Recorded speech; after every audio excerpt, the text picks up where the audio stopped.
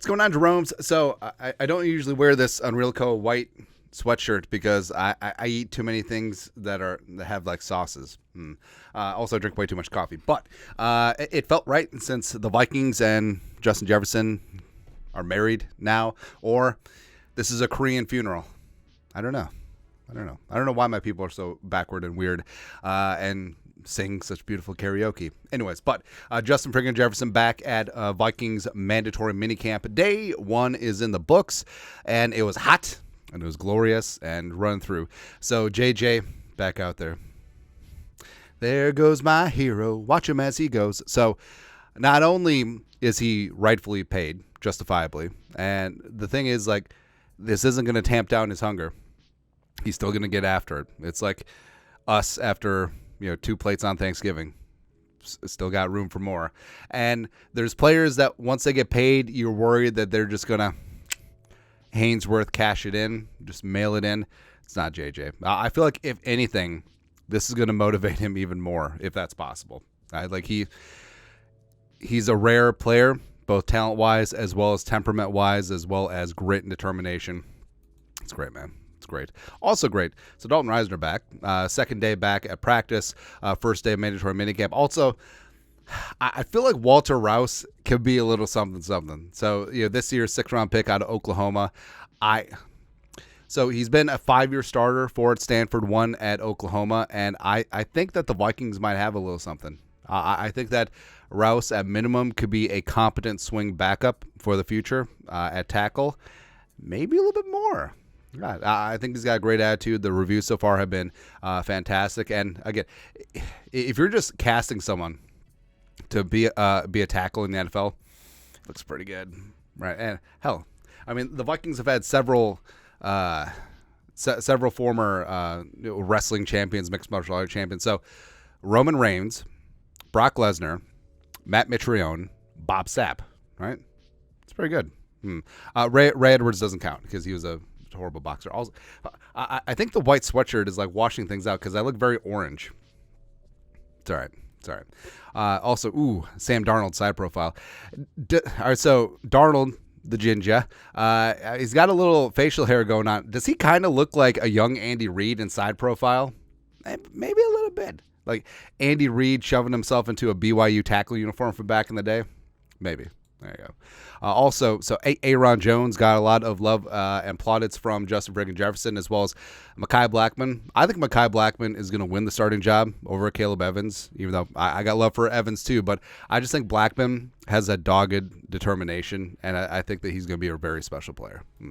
Also, so speaking of special players, well, first off, number one, King Kene dumps like a truck. I mean, I'm not saying, I'm just saying, just like, Kene doesn't skip leg day or glute day. Just saying.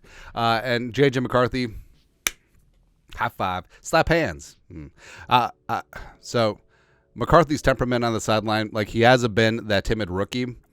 He's super hyped all the time. And it's not an act.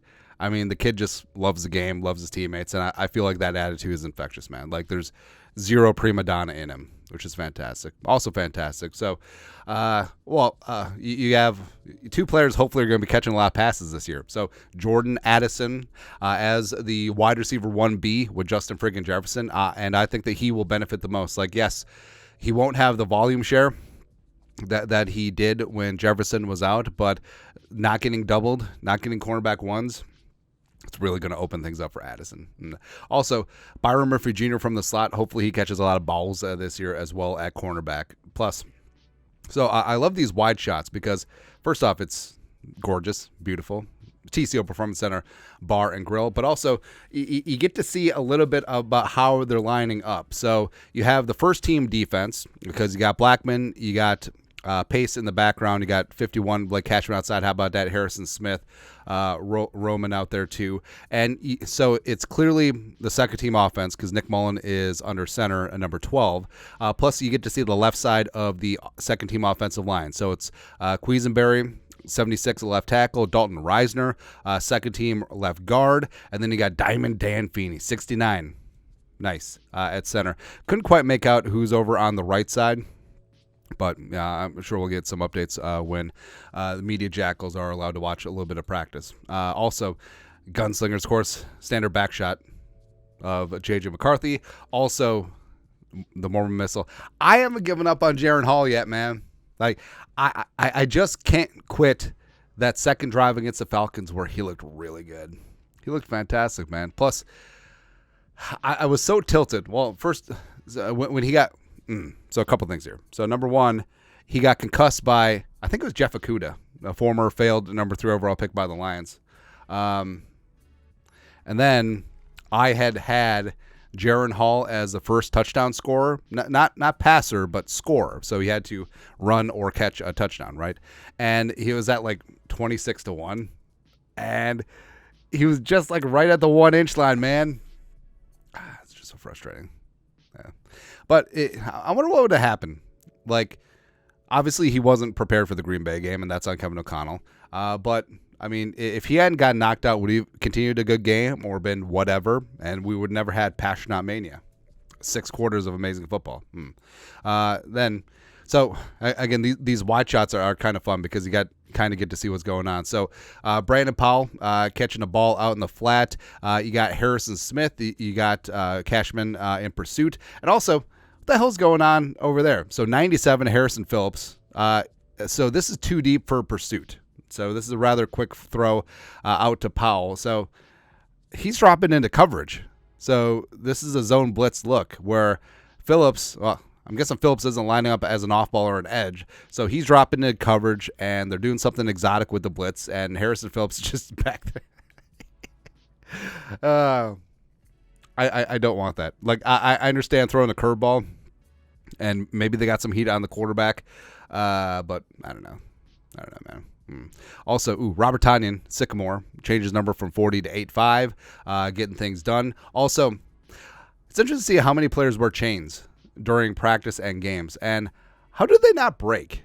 Like, how do NFL players not lose the GDP of Malaysia every single year in necklaces?